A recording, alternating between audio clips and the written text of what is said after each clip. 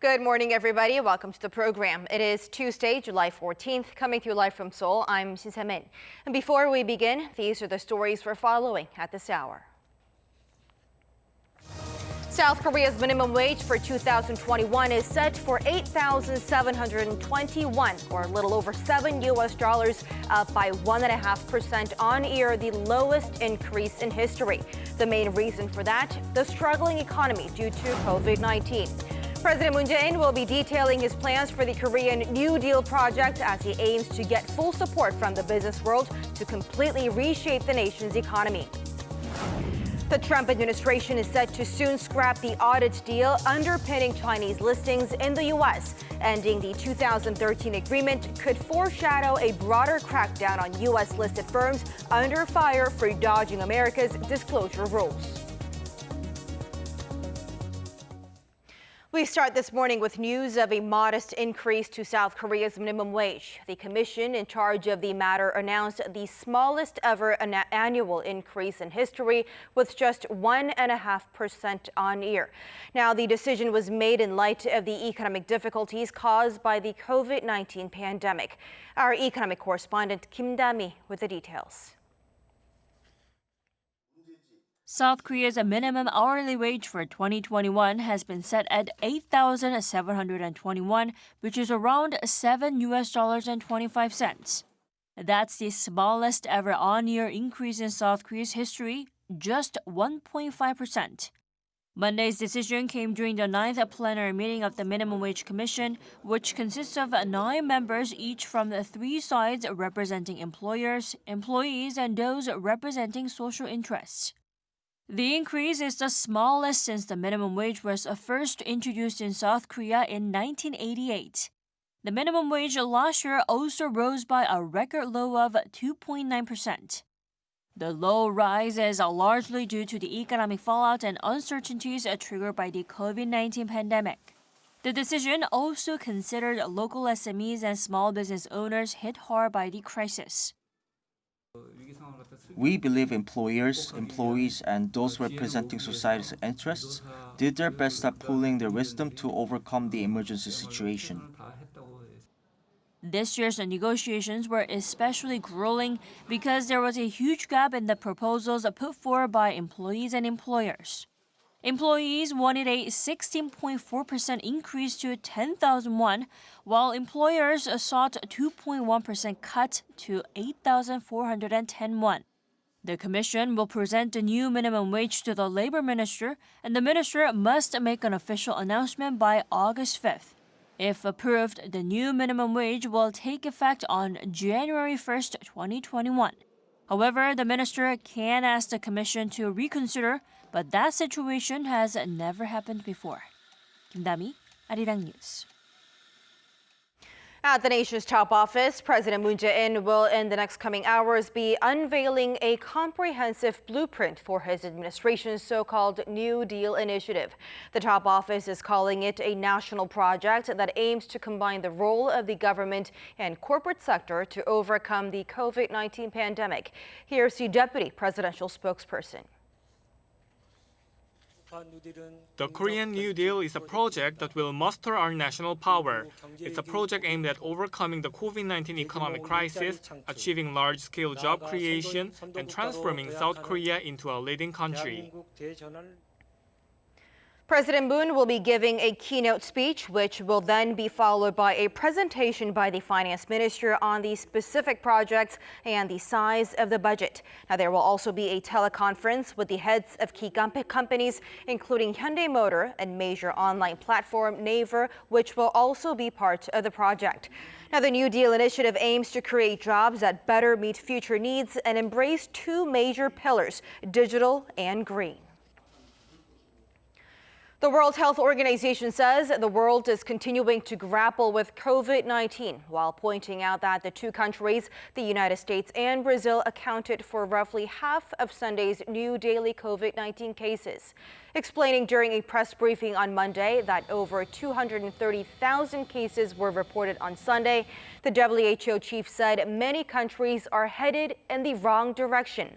The agency also explained that its team of experts have arrived in China to look into the origins of the virus, and that team is currently isolated before commencing work with Chinese scientists. Dr. Anthony Fauci, who has been at the forefront of U.S. efforts to combat the COVID-19 epidemic, appears to have been sidelined by President Trump. Now, the move comes after he repeatedly contradicted Trump's views about the effectiveness of the government's response. Our Lee Seung-jae with more. Many call him America's doctor. Dr. Anthony Fauci rose to fame as the top expert in Washington's attempt to combat the COVID-19 outbreak in the U.S. However, after repeatedly contradicting President Trump's views about the effectiveness of the government response to the virus, Fauci appears to have been pushed into the cold by the White House. The 79-year-old director of the National Institute of Allergy and Infectious Diseases has come under increasing fire from Trump, as the president recently said in a Fox News interview that Fauci had made a lot of mistakes in the COVID-19 response. He added that he disagreed with the director's claims that the U.S. was in a bad place in its fight against the virus. The two have been at odds since the start of the outbreak, in which Fauci found himself in the position of correcting several of the president's false or misleading statements. Despite the ill will between the two, President Trump cannot fire Fauci, who has bipartisan support in Congress and a public approval rating of 67% for his COVID-19 response. Instead, the White House's strategy appears to be to push him out of the public eye by canceling his media appearances. The ongoing rift comes as the U.S. continues to struggle in its fight against the virus. The U.S. has recorded more than 3.3 million COVID-19 cases since the pandemic began. That's nearly 1 out of every 100 Americans. 35 states have reported a surge in infections, including record numbers in Florida. If Florida were a country, it would be the 4th highest in the world in reporting new daily cases. Health officials in the state reported over 15,000 cases on Sunday alone, and at least 12,000 cases since. Lee Seung-jae, Arirang News. Finance ministers from the G7 have called for a full implementation of a G20 debt freeze. According to a U.S. Treasury spokesperson Monday, the G7 ministers in a teleconference addressed that the G20 debt service suspension initiative, which is offered to the world's 73 poorest countries through the end of the year. Now, they also discussed need for China, a G20 member, to participate fully and transparently. So far, a total of 41 countries have applied for relief under the initiative, and the ministers also discussed domestic and international economic responses to the COVID-19 pandemic and ways to achieve a robust global recovery.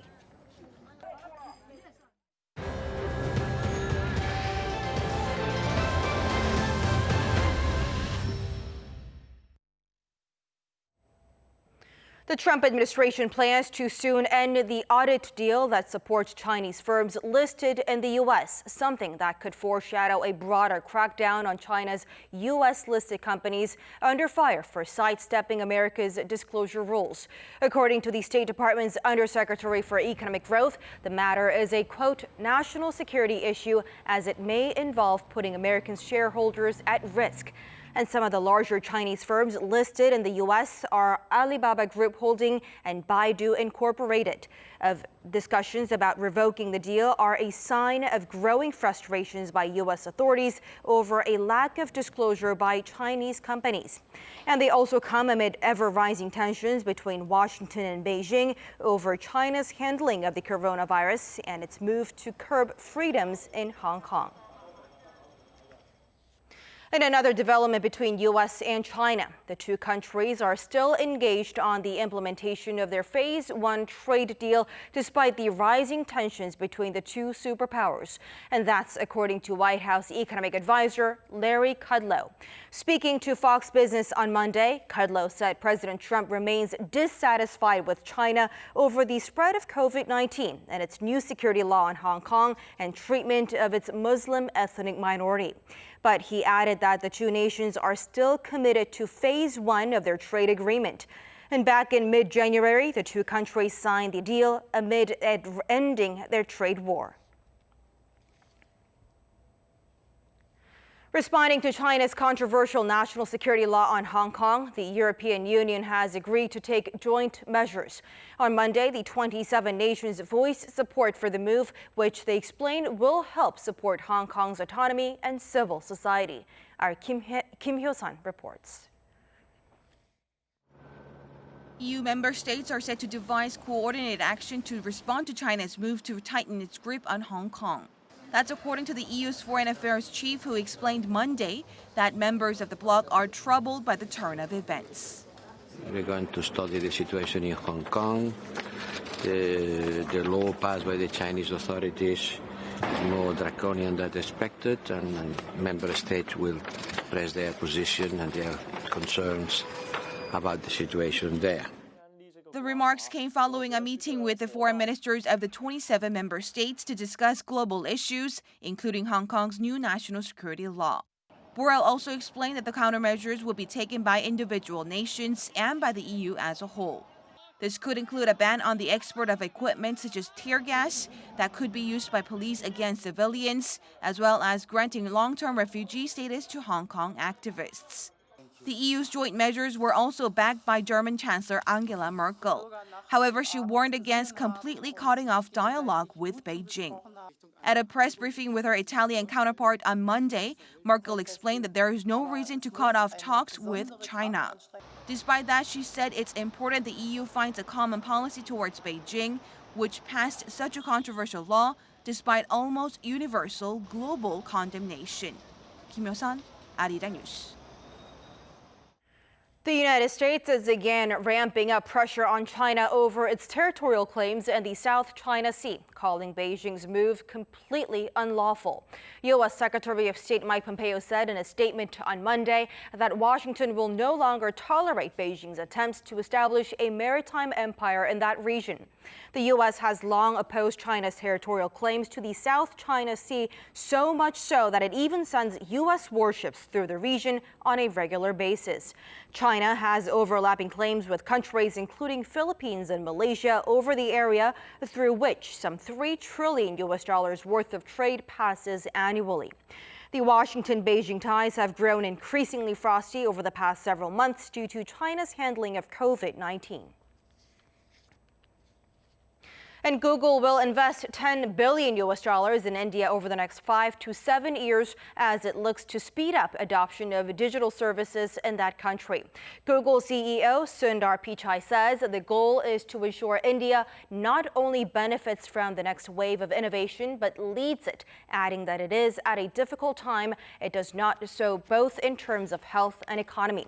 Now, Google has identified 4 areas of investment in India: the language-based localization of information, localized products and services, business empowerment, as well as using tech and AI for improving various social sectors. Pichai and Indian Prime Minister Narendra Modi also spoke on leveraging the power of tech to transform the lives of Indian farmers, youngsters, and entrepreneurs.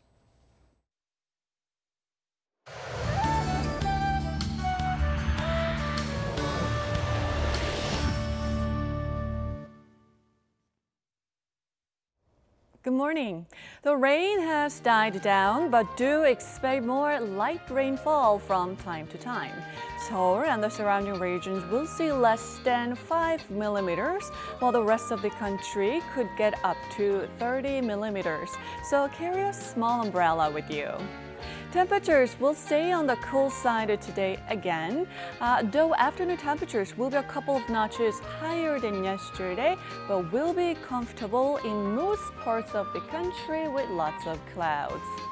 After the rain lets up today, the heat and sunny skies will return tomorrow, and highs will be hovering about 30 degrees Celsius here in the capital. But if you remember last month, we had the hottest June in 47 years. But the July heat has not been too bad, with plenty of monsoon rain nationwide this year. In fact, one last round of monsoon rain is in store from Sunday into next week, and we are looking at highs of around 27 to 28 degrees Celsius here in the capital. So the heat will not bother us, but be prepared for a few more wet days. That's Korea for you, and here's the international weather for news around the world.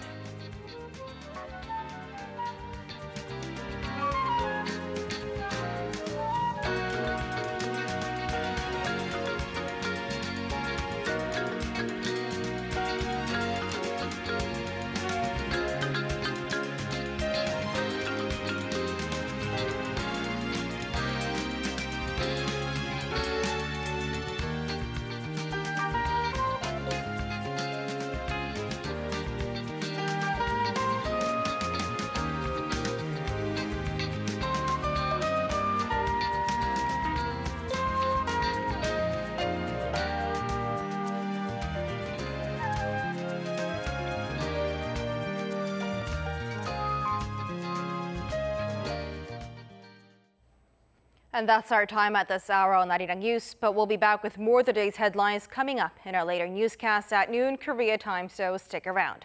Thanks for watching.